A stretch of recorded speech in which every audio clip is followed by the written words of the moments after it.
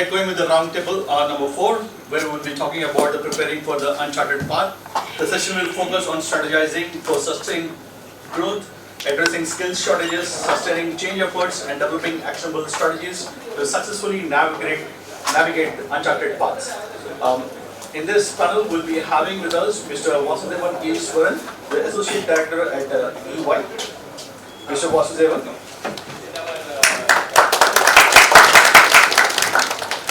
Mr. Vasudevan has over 2 decades of experience in retail and corporate banking technology, leadership development, and strategy.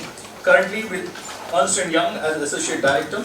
In his role, he is conceptualizing and facilitating design thinking workshops to visualize the future through experience design, creation of digital roadmaps for product and strategy development. Thank you, sir, for being with us today. Dr. O.P. Goel, former Head, Skill Development and CSR, Bosch National Skill Development Corporation. Dr. O.P. Goel is a distinguished skilling expert and former Head of Bosch India Foundation, renowned for his contributions to vocational training and youth upskilling, with a legacy of impactful partnerships and national recognition in skill development. Thank you very much, sir, for being with us today. Mr. Ravichandran Durairajan, IT Center Head, Schlumberger. I hope I got it right. Mr. Ravichandran is an IT leader with 28 years in project management and application services, pioneering independent testing at HP and driving global delivery services with a focus on technical and business integration. Mr. Ravichandran Durairajan. Go to the next. Mr. Mahesh T, founder and CEO of Tejas EduSkills. Mr. Mahesh has had an extensive experience on the higher education and skilling sectors. Mahesh has worked with leading private universities like Manipal Education, Medhavi University, and was instrumental in setting up new business lines. Mr. Mahesh now runs an educational startup which offers various non-format skill-based educations in Kaya. Two leading universities in India. In his last stint, Mr. Mahesh has started and set up India's leading skill assessment and company as an entrepreneur venture. Mr. Mahesh.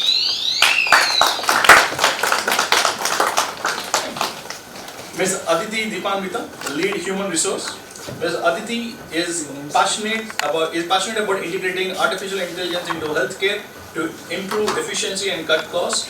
Based in San Francisco and Bangalore, her rapidly expanding team seeks exceptional individuals. She dedicates weekends to tutoring orphanage students. Ms. Aditi. Mr. Kushal Murthy, founder and CEO of Sapient Turing. Mr. Kushal Murthy, a resilient entrepreneur, proudly embraces his 6 startup failures. His 7th venture, Sapient Turing, aims to revolutionize career tech education. His passion for education technology drives him to mentor and inspire young professionals on their career path. Mr. Kushal Murthy.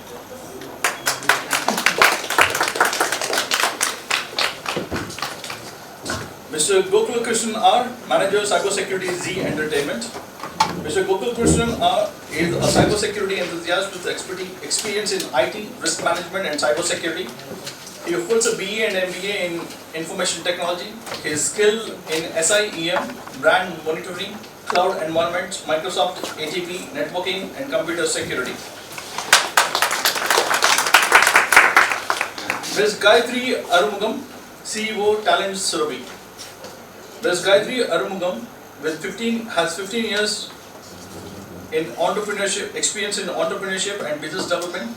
She founded Talent Surabhi. She specializes in CXO and leadership hiring in pharma, CRO and IT, excelling in client relations and negotiations. Ms. Gayatri Arumugam. Alright. So I guess we are kind of missing our 2 panelists here. I'm sure they're still driving to the venue. However, we'll get started with the discussion. I would request our chair, Mr. Vasudevan Easwaran, to take forward the panel. Thank you so much. Thank you so much, B.E.S.T Innovation University, for this opportunity. Thank you so much, my fellow colleagues, my panelists here, for investment of your time. We really value that. I was going through this topic of the uncharted path, and while my colleague out here talked about what I do professionally, let me also share what I do personally as well on my personal front. Some of my interests and hobbies: cooking, right? Specifically happens on weekends, gardening, trekking, hiking and cycling. So if I had to use an analogy of trekking, for example, and overimpose your uncharted path on that, superimpose uncharted path on that. You know, when I used to start trekking somewhere around 20 years back, we would walk on mountains, and sometimes what happens is that we know what the path is, right? We know, and we call it as a beaten track, yeah? And back in those days, there were ways by which we could identify what the beaten tracks are. So obviously, we would have fellow trekkers prior to us who would kind of break some branches, break some twigs, keep some stones and all of it, so that we know what the path is, okay? And then there would be some adventurists like me who would try to do something very different and, you know, take some path which has not been taken. Primarily, you know, there is one sense of adventure, okay? We're trying to find out if there is something new that we're going to discover out here, alright? And try all of these new things at that point in time. So if I were to say, what was the feeling that I would get, you know, we as trekkers would get when we would, you know, go on an uncharted path, is maybe excitement. But on the other side, there would be few of the others who would say, hey, by the way, don't do that. Yeah, this is something which you have not tried earlier, you might get lost. Yeah, so let's kind of, you know, bring that back, cut that back, and, you know, bring it to our real world life as we speak. Okay, what does uncharted path mean for all of us in this real world? Over the last maybe a decade or so, we have seen some of these technologies, some of these words which has kind of become cliched, but nonetheless, just for the sake of repeating it, Gen AI, which was not there around a year back, has become something which is a way of life as of today. Yeah, we've got metaverse, which is somewhere a little gimmicky, but it's also equally scary because we don't know whether it's that world which we are going to be, you know, entering somewhere down. What if I have a colleague of mine who's a robot and is going to be sitting beside me, right? So what are those uncharted paths for us? Okay. On that note, I would like to get started, and I'm going to flip it over. I'm going to make it a little very different here, and I'm going to start with the rapid fire. All right. So the rapid fire is with you. When we listen to the word uncharted, what is that one feeling that comes to your mind? It's an emotion, and I'm picking up from my previous panelists. What is that one feeling that comes to your mind? One word. The unknown. The unknown. Right. Okay. Any feeling that comes to your mind? It cannot be explained in one word, but rather I would say, let's say a small story. I cannot complete this in a word. That's what it means. So as any middle class person, the parents would say that after 10th standard, your life is going to get settled. Until then, work hard. Meaning, all he thinks is 10th standard. The same thing, people would say, complete your engineering, land in an IT job, and then your life is settled. Now that is causing a blank space. Now that becomes the uncharted. So do not fix something at the top. Always think above the result. What next? Now that contributes for the uncharted. Alright, thank you so much. Let's pass on the mic and let's make it just as a rapid fire. One word that comes to your mind when you hear the word uncharted. I would say uncomfortable.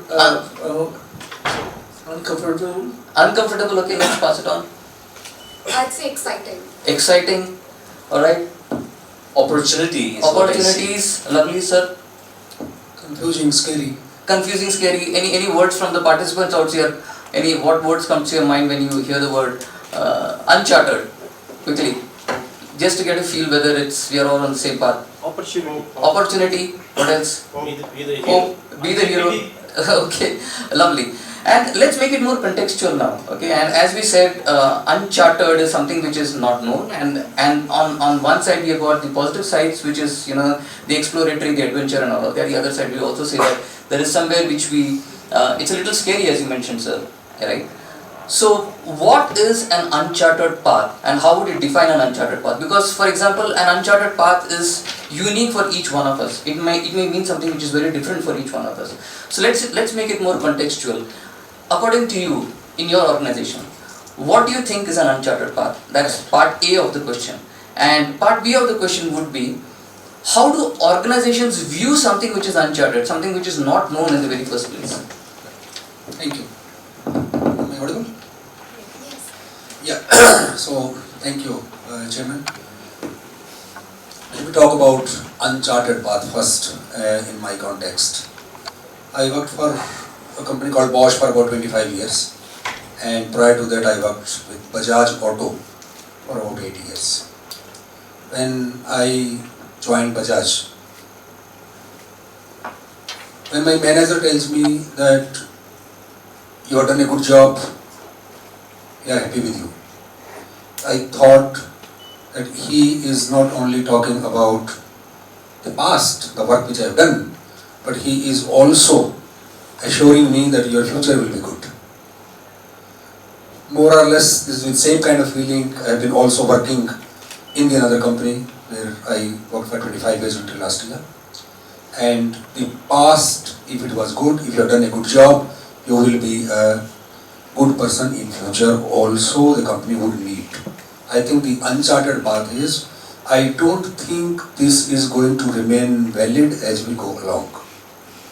If you have done a good job, it was particular type of a job and you had particular type of skill, you did a good job. But that does not mean that tomorrow, if there are new type of jobs coming in, which will, if the technology is disruptive tomorrow, and if you don't learn what you need to learn, then this will give you no passport to remain on the rules or come to the office tomorrow or day after. So this, I think, is the uncharted part for me. How I define it is that people who we thought that after 50, many of them, particularly those work in the manufacturing segment, become redundant. But what scares me is that going forward, if instead of 50, at 45 I have to tell somebody, you are redundant. At 40, at 35, I don't know whether we will even reach to 30 someday. So if we have to tell to somebody that the skills which you know were only good for what you are doing until now, but tomorrow onwards the world has changed. The generative AI has come. A lot of things what you were doing, the generative AI, I can get it done from them and I don't need you, and there are chatbots and there are all kind of things. So past was past, but for future you have to learn every day. In my view, over these years, almost every day in the evening we would think, or I would think, that have I done a good job today? Did I do what I planned to do? I think going forward, the employees and the managers will have to ask that it is not only about how my day was, it is about have I learned something for tomorrow so that I do not become redundant tomorrow. I think there is a kind of question we will have to start asking. So this is the first part, then I can speak again later. Thank you so much. So what I understand, yeah, so it's more about learning something for tomorrow, and I would still come back to you, sir, once again, because a little later, because what is it that we would need to learn for tomorrow? Because it's something that's behind us and we know. Yeah, as I said once again, some examples that we quoted earlier. There was a generative AI, the metaverse, all these things happened this year, right? But were we even aware that this is something which is going to be hitting us so strongly? And my question would later on be, just imagine as if all of y'all are able to visualize the future. What is going to be the next metaverse that's going to be coming in? What's going to be the next Gen AI that's going to be coming in, right? So how do we prepare ourselves for that? So over to you. Thank you very much. I come from a career tech space called Sapientry, the organization that I run. It's been there for the last 3 years. And when we do competitor research, most of the times we thought, okay, there are many other course providers, internship providers, are they the competitors? But when we entered 2024, we realized the biggest competitor that we have is social media itself. The amount of time students are spending today on scroll-stopping memes and real stories, whatever it is, they spend so much time on it that today in the noon for lunch, if I open my YouTube exactly knows what it wants to show to keep me tagged for the whole lunchtime, whole dinner time, whatever it is. And likewise, when students are opening their mobile, it just knows how to do it. But there is no course platform or no learning platform nor any university that has so much data about one particular student with right models built, understanding what their career aspirations are and what kind of learning nuggets, or even if it is a meme, how can we craft such content that can be tied to learning outcomes, assess it and propel or have a trajectory that can get them from point A to point B. And this is Uncharted. This is something that's not known yet how to do it. There are multiple assessments, multiple scientific models being built, right from the very grassroots education. But on an average, if I have to say, I'm in second year in the best college like RB College of Engineering, and I want to enter management in aviation industry. People don't know how to get there. They just don't know how to get there. So I think this is what I would see. How can we incorporate whatever social media incorporates as algorithms today, that into learning, so most of the learning becomes more interesting, more appealing, and something that students want to spend most of their time on every single day. Thank you so much, Kushala. And what I understand from you is you try to get into the psyche of what my target audience is, understanding their needs, understanding what suits them the best. And you talked about reels, and you talked about technology, and that's how you thought of infusing this into the learning aspect, right? So if you were to look at it, and I'm just open up your perspectives towards who do you think is your true competitor, right? Maybe few years back, 10 years back, if you were to say who is a competitor for a bank, and normally the answer would be another bank is a competitor for a bank. Yeah. So who is a competitor for an automobile company? Another automobile company is a competitor for an automobile company, right? For example, we would say that maybe a Hyundai or a Ford is a competitor for a Kia or so on and so forth. But as of today, what we are trying to say is that we really don't know who is the devil out there. Yeah. A social media organization can get into an education, right? A payment gateway can get into a banking. A technology can get into banking, right? A mobile company can get into manufacture of cars. Yeah, so a few days back I'd seen that it's Apple and Xiaomi who are getting into manufacture of cars as of today. So who's the devil, we really don't know. And that's something which is uncharted, right? Where we don't know the devil, and there is somebody totally different who's coming into the perspective and saying that, hey, by the way, I'm the new kid on the block and I'm going to be giving you a very tough competition. So friends, this is what Uncharted is. Let me move over to Aditi. What's your thought? Is this loud enough? Sorry. But I can. First of all, good afternoon, everybody. Here, I'd like to answer your question. You asked us two parts. A. First, Uncharted can be viewed through multiple lenses by different people. Let me take you through my lens. In human resources, one area that we see is rapidly growing and probably will expand is the fact that we've now become a global village.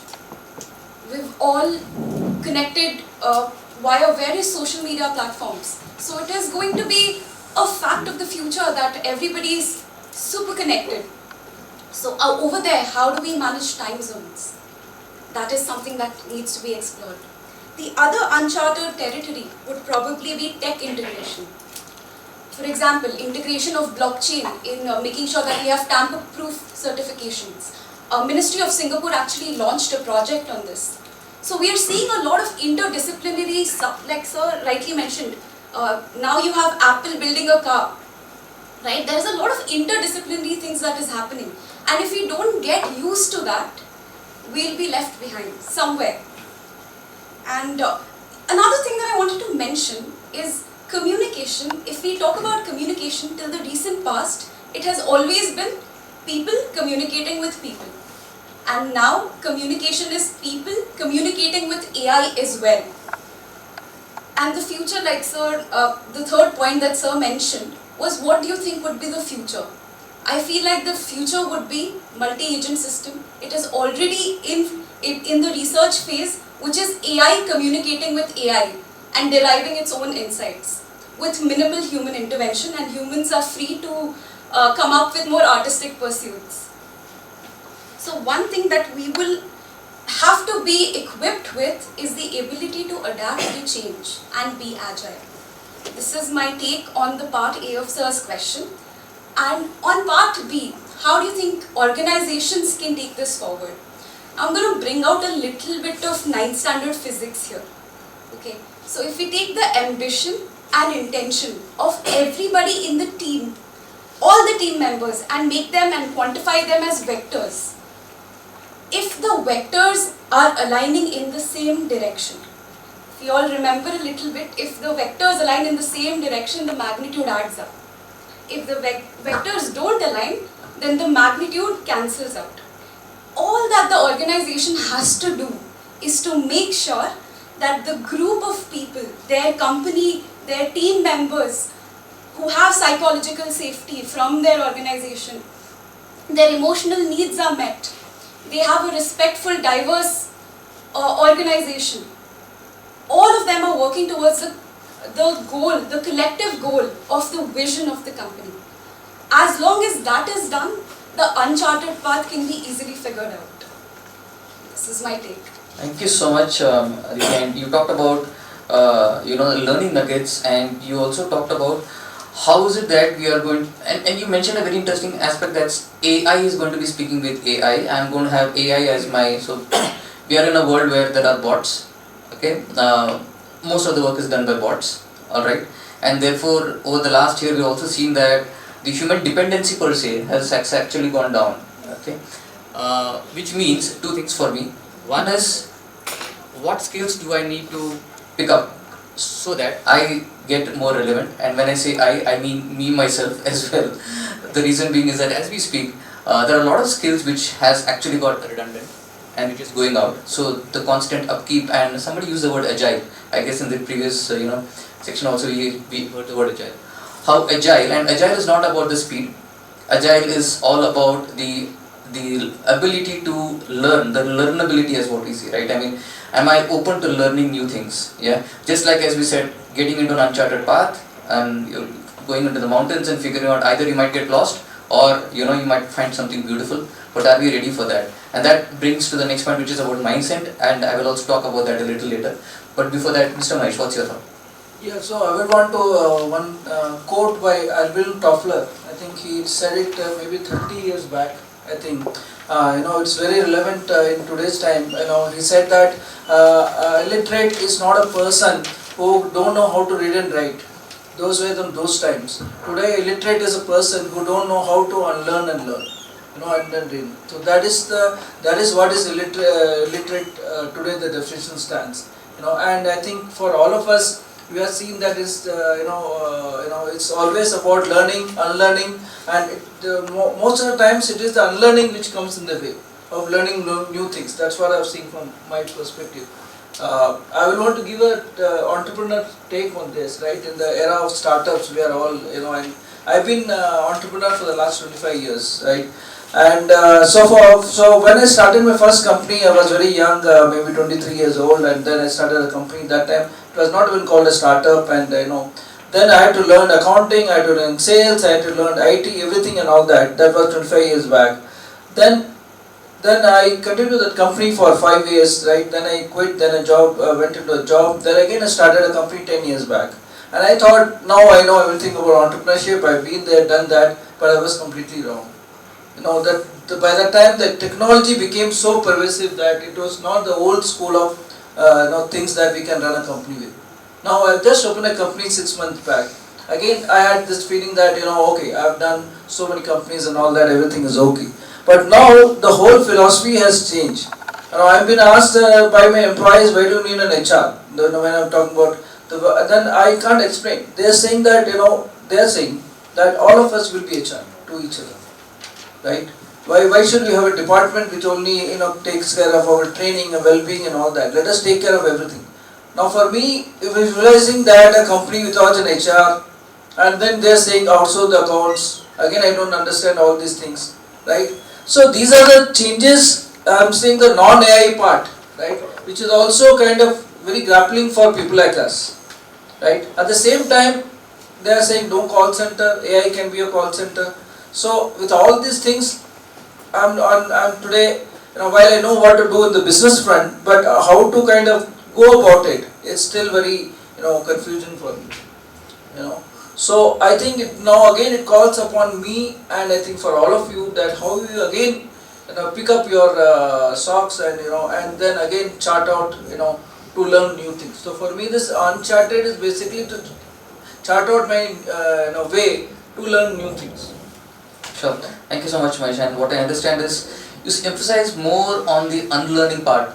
And the way that I look at unlearning is like you're carrying a baggage. Correct. Yeah, and sometime there is a time that you need to offload that baggage because there is a new learning out there and we really don't know what those things are. Right? And until unless we try that out, or the other thing which I'm looking at it is, should I necessarily superimpose or necessarily fit what I already know into something which is unknown, right? So my existing solutions may not give answers to a new set of problems, if that's the way that I look at it, right? Some things which has been tried and tested need not necessarily give me an answer to a new set of problems. Yeah.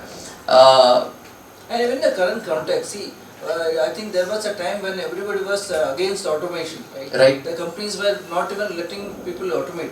Now the same people who are pushing for automation, I think our generation, the people who are saying that banks and all, they should get automated, and our fathers used to say, "Nee, that will lose the jobs." Now we are on the other side. Now the generation coming to us, AI आएगा, आपका काम नहीं है, आपका sorry.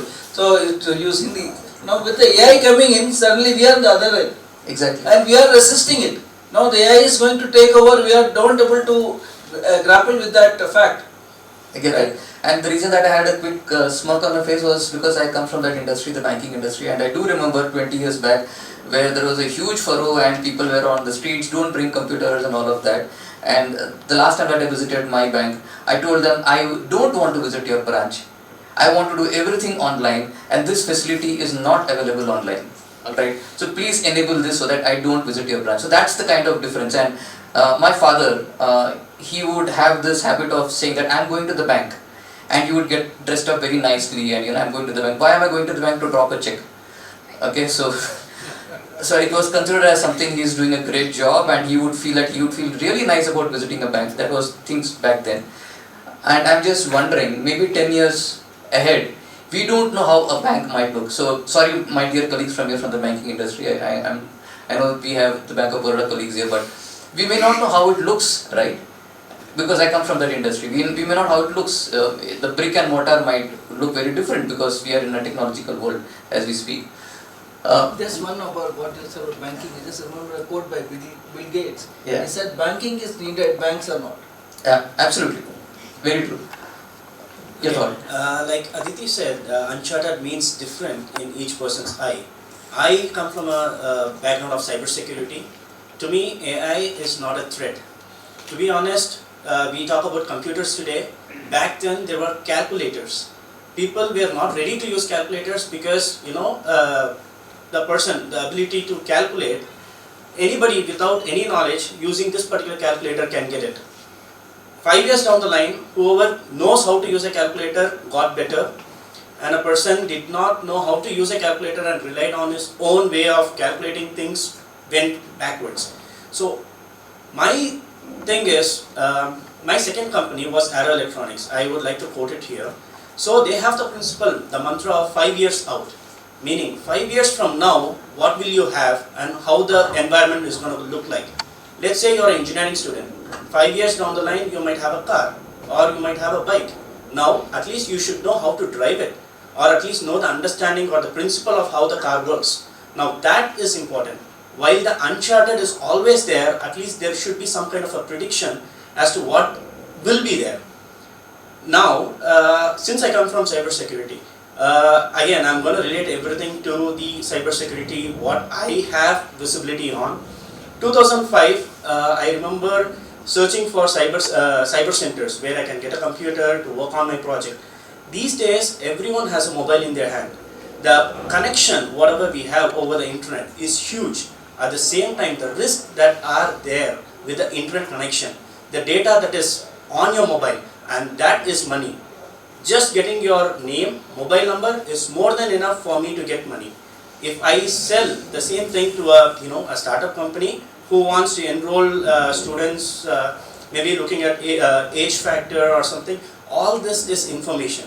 How do we protect it? Now that becomes a challenge to me. Why a challenge?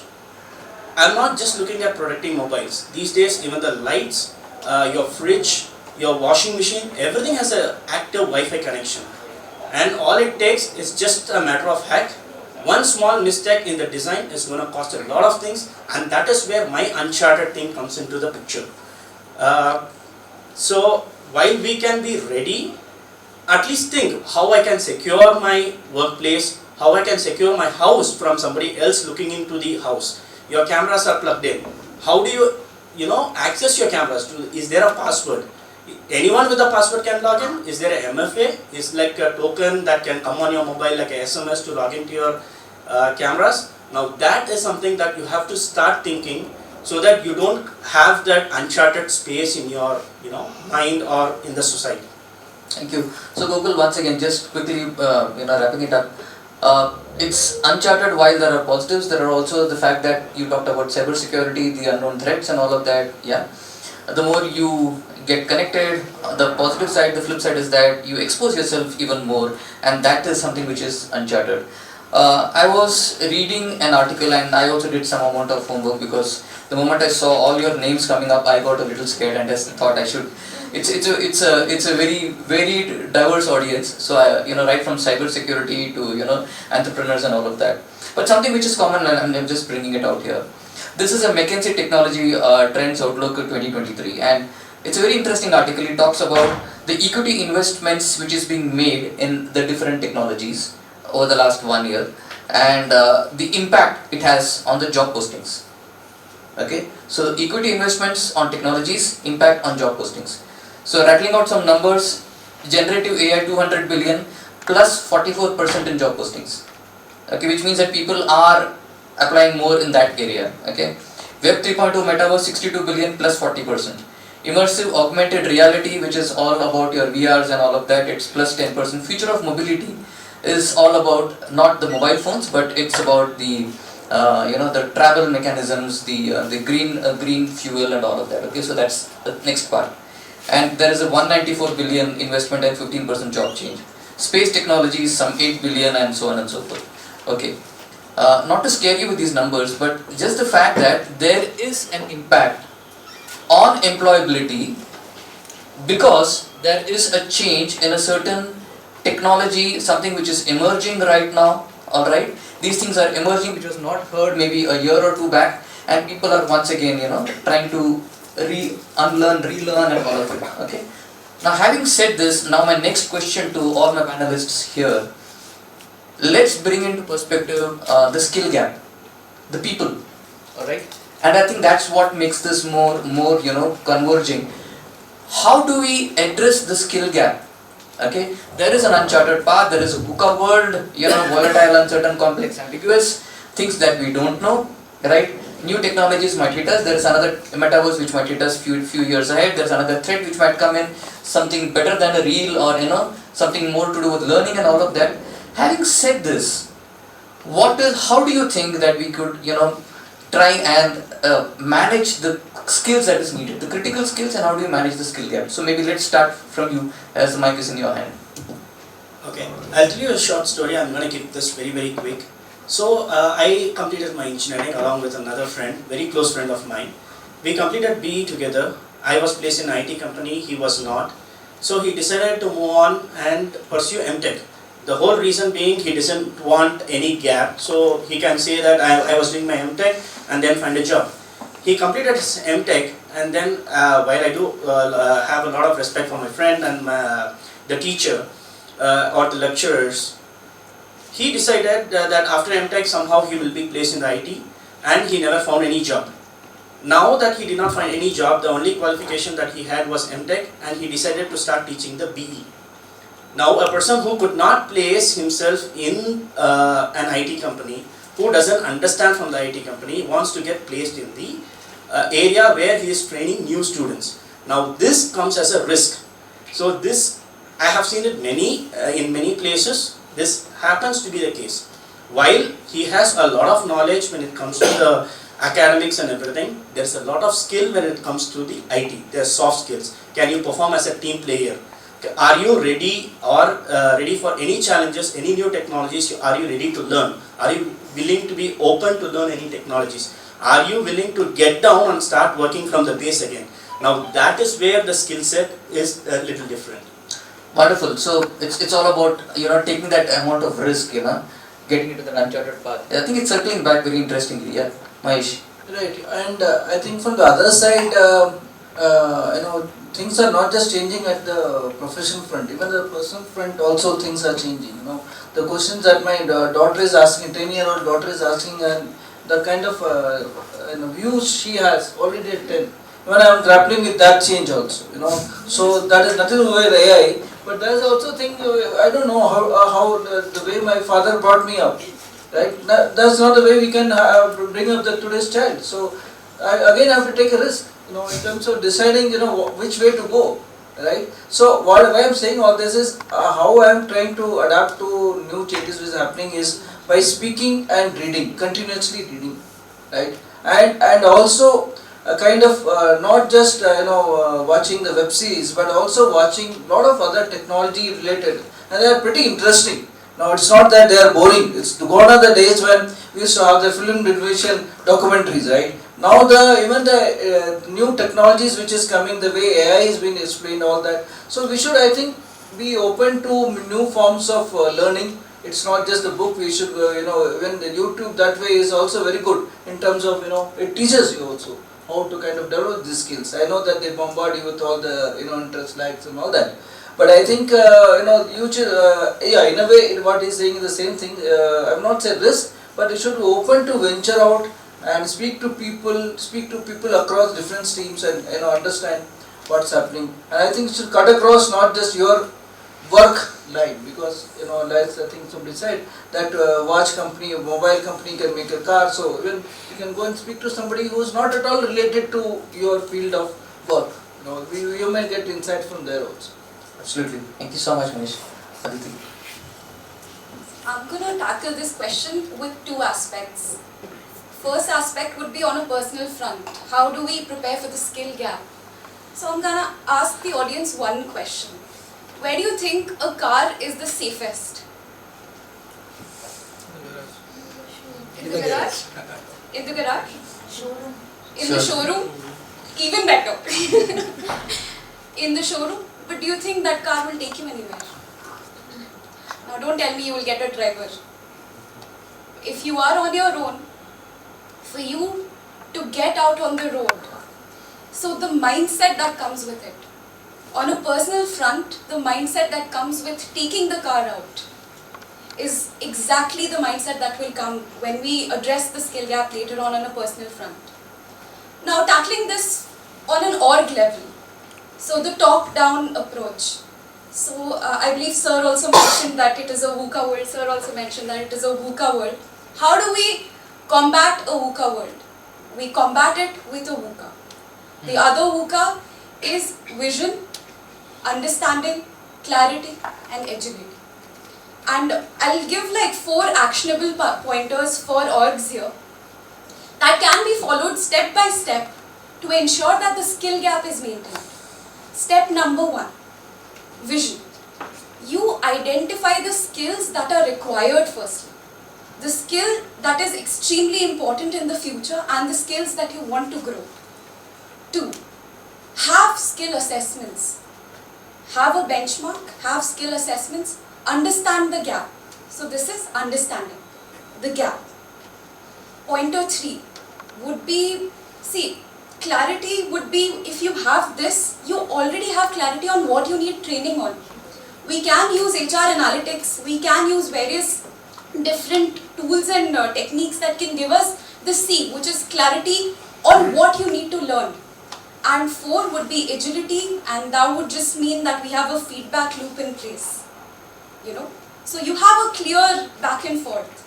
There is this beautiful term in Japanese, I believe it's called Kaizen. Yes.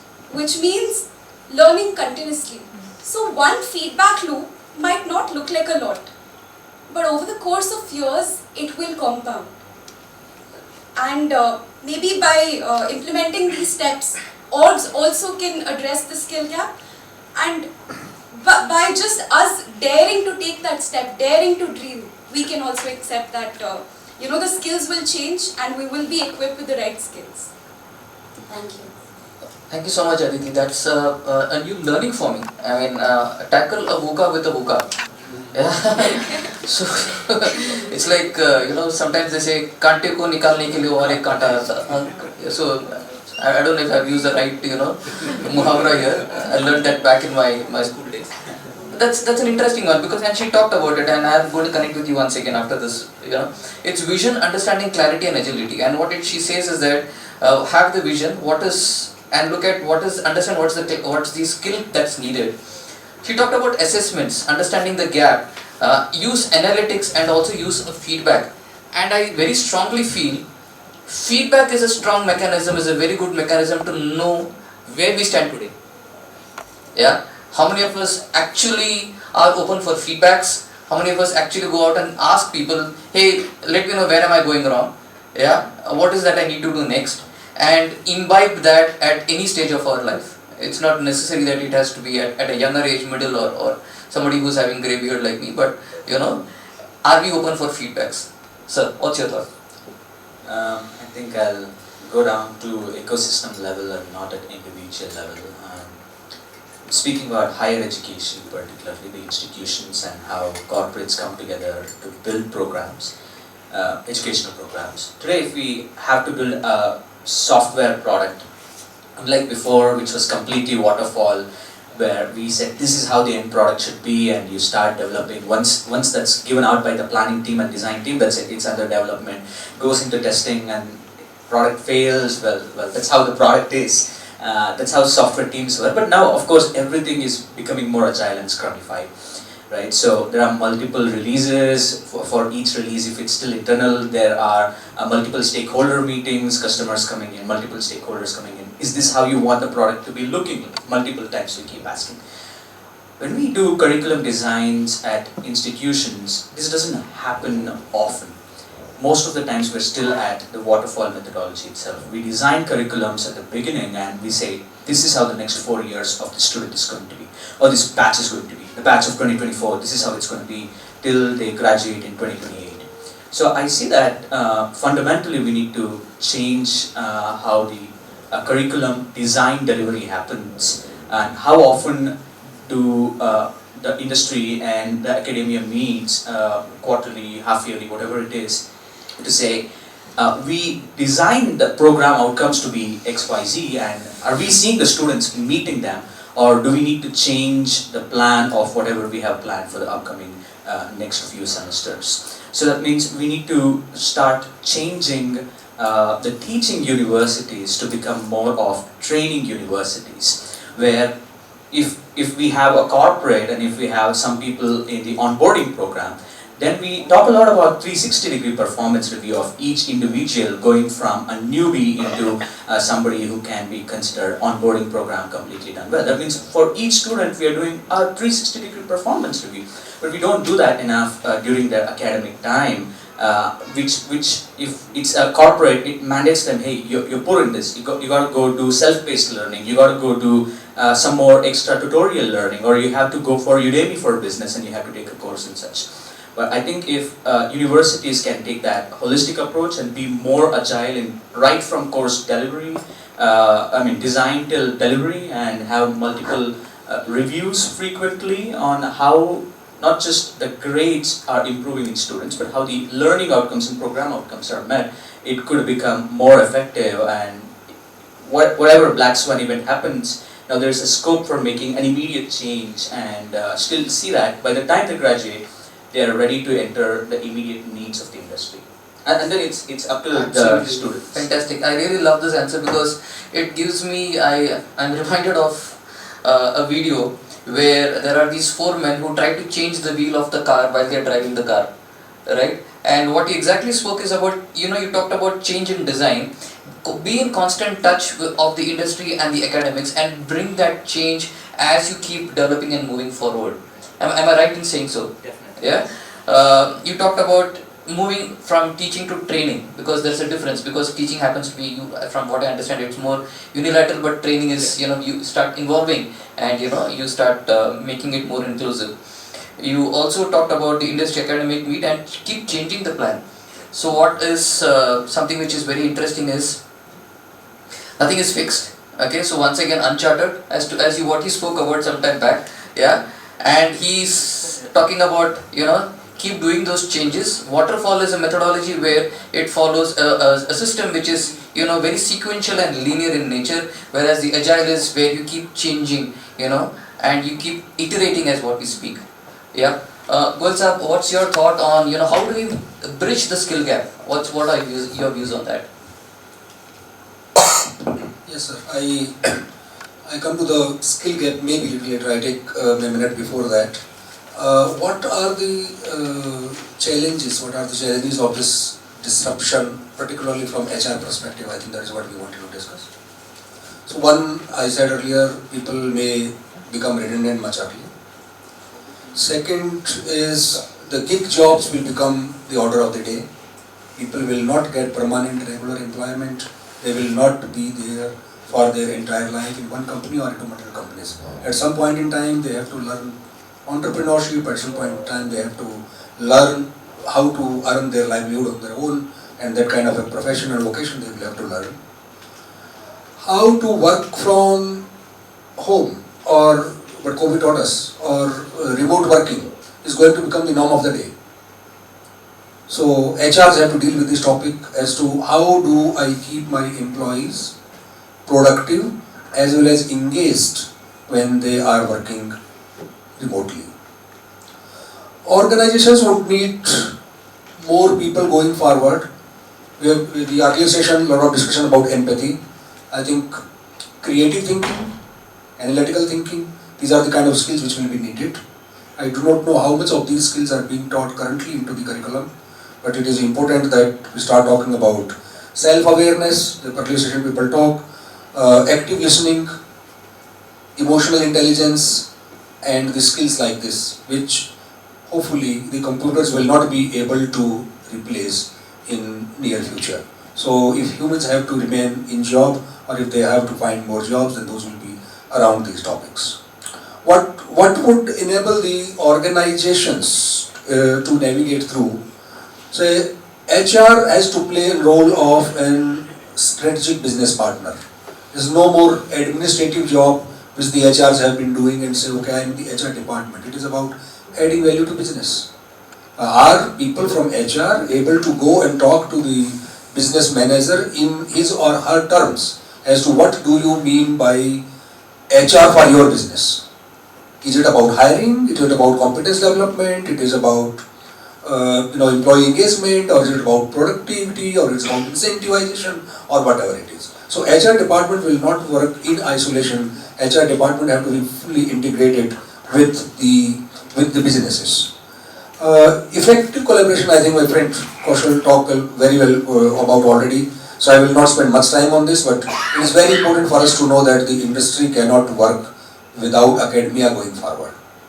In this country, we are privileged to have about 1,100 universities, 50,000 colleges we have, and they think that perhaps their job is to teach the students the books, which most of the times the teachers there had also studied when they were students, and after that these guys will find their own way in the life. It is not going to work like this. We have to have very strong collaborations between the industry and academia. This word has been talked a lot about in the past, but I think very little has been done on this. So unless somewhere we start doing at least some little work which happens into these universities of US side, where the companies will give at least the basic part of the research to the university, and they can happily do it because they know these guys will do a good job. I think here in India we have this challenge of the managers in the corporates and the professors in the universities. They don't really like to talk to each other most of the time, and the basic reason for that, what I try to find out, is that the professor feels that these guys are doing something state of the art, very latest technology they must be using, and I may not be knowing that. The other way around is also true. The manager thinks that this is a professor, he must be knowing everything latest and speaking very fluent English, etc., etc., and I may be solving my problem my way, and that may not fit into some kind of a definition. So both these people are scared of each other. I think we will have to do enough to bring both of them together, make them talk to each other, and there should be some way for the strong academia and the industry collaboration. Coming to the reliable and working certification of the skills. We have done a lot of work in this country on the skilling side, but even today we are not able to give a proper certificate to somebody and say that yes, you on this skill are at this level. While there is an NSQF framework, some 10 levels are there, but level 3, level 4, level 5, those have been defined somewhere in the papers, but I don't know whether universities really refer that document. And also recently that NSQF framework has been revised by the UGC or AICT put together, and they are trying to also again map it up with the education system in the country what we have. So I think we will need a strong collaboration between these two important bodies, and also we will need a strong certification framework where one can say that if you are certified at level number 4 or level number 5 for this particular skill, that means you will be able to do this, and if you go to level 7 or level 8, then you will be able to do this. So if that kind of an assurance the employer gets, then we can say that yes, the academy has been able to add value. Coming to the skill gaps, I think first foremost for the HR, they will have to look at provide self-learning environment, because we are now going to talk about the lifetime learning. We are not going to lifelong learning. We are not going to talk about only whatever I learned in the college or school or learned something during the initial years of my service in the company and that will suffice till I retire. No, it's not going to be.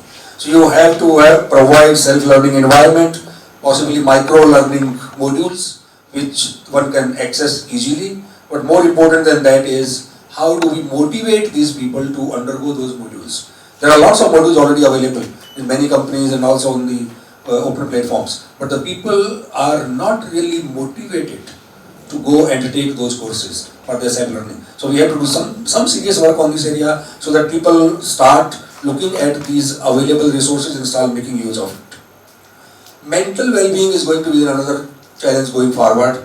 Mental health. I think the HRs will have to do a lot of work on the mental health side because people are going to get more and more stressed as you go along. And also, as I mentioned earlier also, people will have to perhaps look at more entrepreneurial opportunities and they have to learn entrepreneurial skills. So even after working for 10 years, 12 years, 15 years, 20 years in a company, if one can find a work of his or her passion, the vocation which they love, and if they can have their own small entrepreneurship in that area, I'm not talking about only the IT startups, but I'm talking about in any other field also, because companies will not be able to going forward keep these employees for life. They will till the retirement. It won't be 60 or as it was earlier. I think people are going to be told much early, 55, 50 already started, but I am coming to 45, 40 also, saying that no, whatever you could deliver to this company, you have delivered, and now, sorry, you possibly have to do something else. We can give you some work, we can give you some of the same company, but not as an employee, but possibly as an entrepreneur outsource. So these are things the academia will have to start talking about it much before. Thank you. Thank you so much, Gul sir. And I think we've heard enough from all of us, and let's open it up. If there are any questions coming in from the audience, please. Yeah. I don't think I need a mic, but I think this is what Dr. Goel spoke about. If you could share some insights on how to incentivize. You talked about motivating the talents who have been in the company for long, for upskilling or reskilling. How do you incentivize? Because without incentivizing anything, they will not be motivated. I'm not only saying money as an incentive, but what can be some factors that can motivate them to reskill themselves so that they are more useful employee. Your name, lady? My name is Tashmai, sir. Tashmai. Tashmai, I think very valid question. How do we motivate the people to learn? That's your question. I mean, we have tried that enough. I can also tell from my own personal experience. We have tried enough number of these online modules to be prepared by best of the best possible faculties and giving them, free access and laptops and everything and say learn, and then people, even the mandatory trainings like Bosch kind of trainings also people are not showing much interest to do, and one has to do a lot of feeling. Why? Why these people do not want to learn? Because perhaps they have not understood that if they do not learn, they will become redundant very soon. So it's not only about incentivizing, it is not only about giving them more money or something else so that they learn, but actually telling them that are you getting prepared for tomorrow? Are you only doing you are doing your job good for today? That is fine, and you will be paid for this. But for tomorrow, are you ready? I think some kind of a work can be done to create some infrastructure or micro level trainings, because the trainings are not going to be like days and days and people talking to each other in a classroom. It is going to be mostly online, and there is a very small sprint of a training. Possibly it is 15 minutes, half an hour, 1 hour, depending on how much time is really required.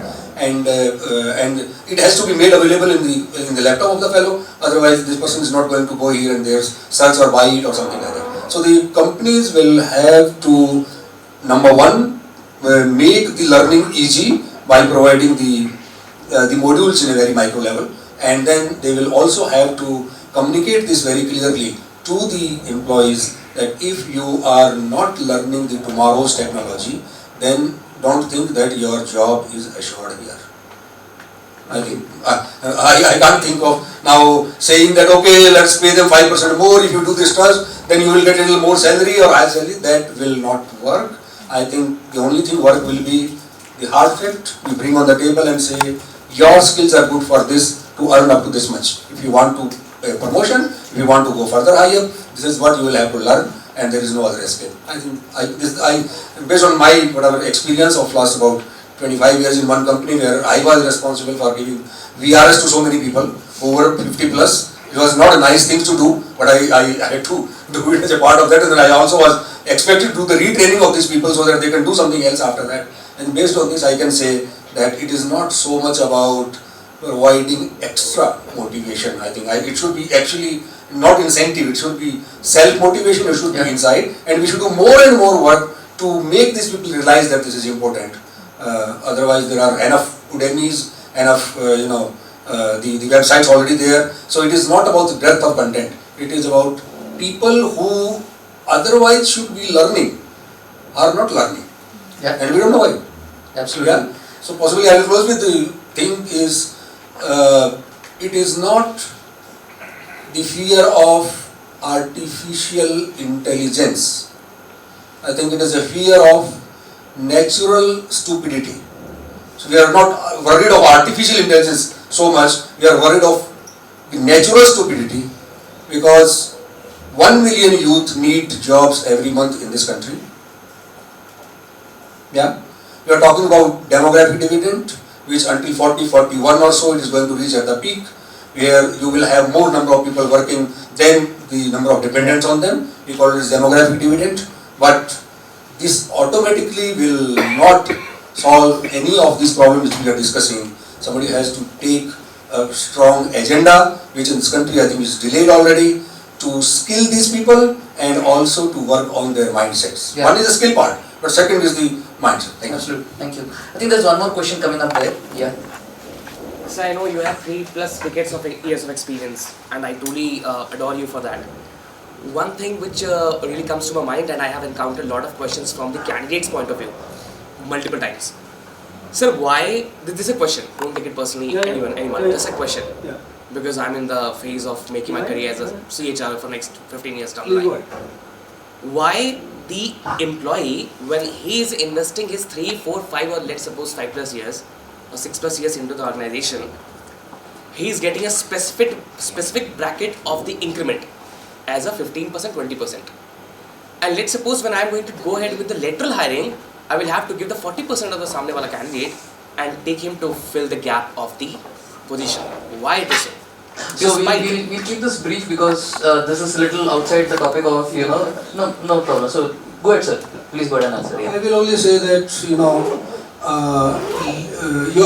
I got your point, and possibly I might have faced this kind of situation in my own career also in the past.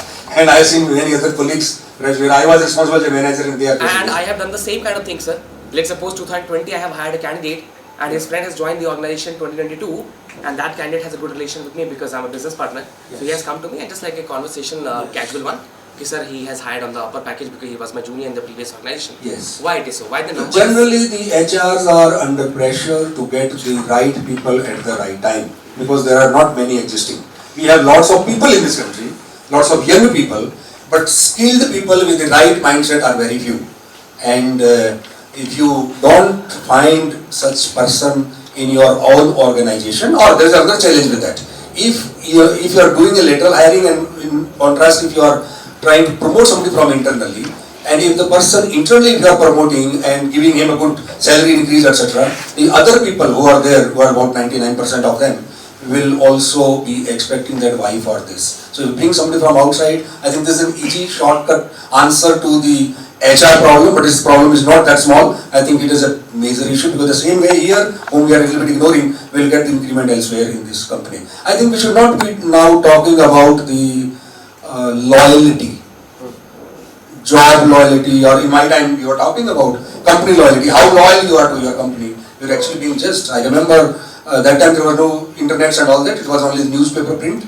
Every Wednesday there will be the appointment column in the Wednesday newspaper, and if somebody is found in the office studying the Wednesday newspaper with the appointment column, HR people will start looking at it, they doubt that this guy is trying to apply something else. So those are the things of the past. I think we have to now change our mindsets also accordingly. It's not only about the skills. Alright, thank you so much, sir. I think we are a little on top of the hour, and I understand your stomachs are growling right now because it's almost near lunchtime. So just to wrap it up, it was a very interesting topic, and we started off with some amount of ambiguity, not that we have got total clarity towards the end, but what we do understand from the panel out here is change is constant, obviously. The unknowns are going to remain, but what we have gathered is how do we, change the mindset somewhere. If that's the common line which I could get from all of us, how ready am I to take on risks? How ready am I to be agile? How ready am I to learn and unlearn, largely unlearn, right? You talked about, things like creativity. Sir, you said that, how are we inculcating values of creativity in the next generation? And when I look at creativity, because I do come from that field, it starts with observation primarily, Am I observing things around me? Am I realizing that there is a change that is needed, right? I observe, but if I say that, okay, let it be the way it is, then there is no change. So you start with observations and you say that, do you really think that there is a change that is needed? And the third thing which we do is we experiment. And when we experiment, let's understand that there is a probability that the experiment can fail. Yeah, I was reading some statistics here, and it says that 37% of startups fail because there is no market need for them. Which means that they thought there is a market need, they went ahead, developed that product, solution, whatever it might be, and then subsequently realized that the market need is not there. Yeah, which means that go back to the drawing board. Are you ready for change? Are you ready to get on to the uncharted path? Right? So in an uncharted path, the map is something that we draw, and the path is something that we don't know. So on that note, thank you once again, panelists. It was a great interaction with all of you. Thank you so much. Thank you, everyone. I thank Mr. Vasudevan for chairing the session so wonderfully. Thank you, sir. I now request our Chancellor, Madam Dr. Rupa Vasudevan, and our Vice Chancellor, Dr. S.S. Pili, to kindly felicitate all our panelists. One more. Thank you so much.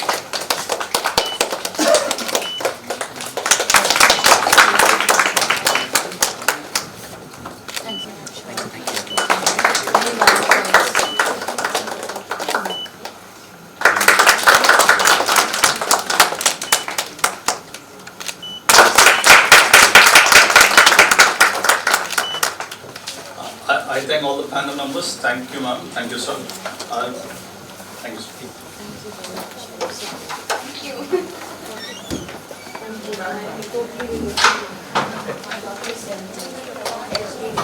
Before we head out for lunch, I'll take this quick 2 minutes. I would heartily thank each and every participant here for being with us from morning. I thank all the chairs and the panelists for their contributions to the conclave today. I thank Dr. Rupa Vasudevan, Chancellor, B.E.S.T Innovation University, for her support. I also thank Dr. Mr. Bharatlal Meena, the Founder Chancellor, Founder Chairman, for his unwavering support for this conclave.